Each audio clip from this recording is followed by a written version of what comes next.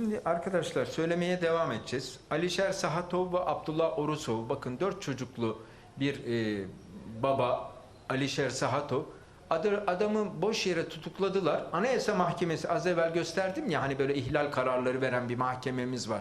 Onu da zamanında Devlet Bahçeli kapatmaya çalışıyordu, korkutmaya çalışıyordu. Anayasa Mahkemesi ihlal vermiş. Ya bu adamı niye içeri attınız demiş ya.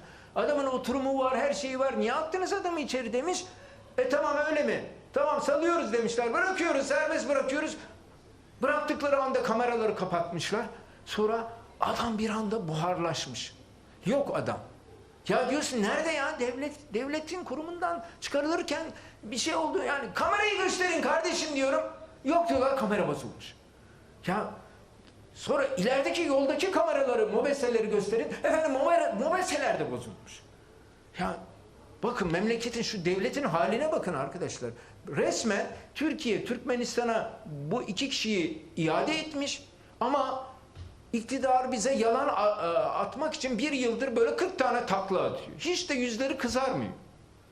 Ben defalarca soru soruyorum İçişleri Bakanlığı'na, cevap da veremiyorlar doğru dürüst.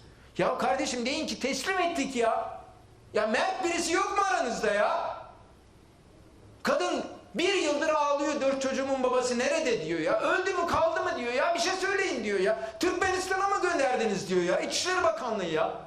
Sayın Nacho Sanchez Amor, duyun bu ülke böyle bir yer ya. Adamı geri gönderme merkezinden çıkarken hop buharlaştırıvermişler. Kimse bilmiyor yani. Adama ne olmuş ya. Tamam oradaki kamera bozuk. 100 metre ilerideki kameraya ne oldu? 3 kilometre ilerideki kameraya ne oldu? Efendim hepsi bozulmuş ya. Hepsi bozulmuş. Yani hepsine bir şeyler olmuş o gün. Allah Allah.